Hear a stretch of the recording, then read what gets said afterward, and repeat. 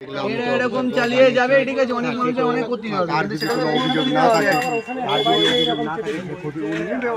ওর কাছে তো দেখছেন ওর কোনো ম্যাটারই করে না, ওর কাছে কোনো ম্যাটারই হয় না যে ও মেরেছে বা কোনো কিছু করে। দুঃখ নেই, ওর কোনো দুঃখের কোনো ব্যাপারই নেই।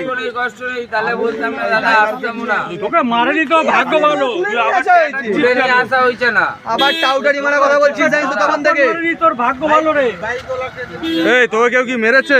না, আমি বলেছি একবার দাদা। এখানে যে এতগুলো লোক আছে, তোকে কেউ কি মেরেছে আগে বল? মারেনি, ওটা মারেনি? ভালো, সেটা তাহলে বুঝতে পারছি না, সংকোচ বোধ নেই কোনো। এই যে এতগুলো লোক এই দিনেশপল্লী সংকোচ এলাকায় বা বোধ আমরা নেই। এলাকায় আছি, চোখের মতো তাহলে এই বোঝা ভদ্রটা যাচ্ছে। কিন্তু আমাদের, এইটা কিন্তু আমরা আইনকে সম্মান করি, সেই হ্যাঁ। ভদ্রটা কিন্তু আমাদের। হ্যাঁ, তা তোর সেই যে অ্যাক্সিডেন্ট করে পালিয়েছে ভ্রুক্ষেপটাও তোর মধ্যে নেই, যারা মানুষ ক্ষতি হয়েছে, মানুষের এতগুলো লোক, চোখ, নাক, মুখ একটা একই দুঃখ জিনিস থাকে। এই যে তো ক্ষতি হয়েছে, আমিও তো আবার বলছি। হ্যাঁ, জোর গলায় কথা তর্ক করিস না, বলছিস। চা, তুই তর্ক করিস না, মার ধর খেয়ে যাবি ঠিক আবার। আছে, তর্ক মোদ্দা বেশি কথা করলে শোনাই, খেয়ে যাবি। রিক্সাওয়ালাটা আসলে ওনাকে থানায় পাঠানো হবে, হ্যাঁ, তার যা যাবতীয় প্রতিদিন খরচ, খাচ্ছে, যতদিন সে দিয়ে দেবে। ট্রিটমেন্ট অবস্থায় হ্যাঁ। ঘরে বসতি থাকবে, হ্যাঁ, দিয়ে তার সেই ক্ষতিপূরণ টোটালটাই দিবি। হ্যাঁ।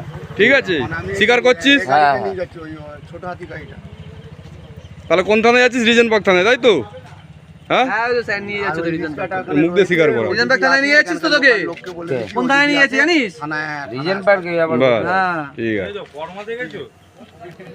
তোমরাই তো জানো তো, আবার ফর্মা কি? চট থাপ্পড় পড়লে ফর্মা গাঁড়ে ভাই ঢুকে যাবে। সিরিয়াসলি বলছি, হ্যাঁ? না ঘাটতে ভালো লাগছে না। চট থাপ্পড় মারবো তোর কোনো স্যাররা আসার আগে যদি তোকে আধমরা করে দেওয়া, সেটা কি ভালো হতো? এটাকেই আমাদের এলাকার লোকেদের সমস্ত ভদ্রটা এটা তোর উপর। মেরেছিস, তোর ভূক্ষেপ নেই।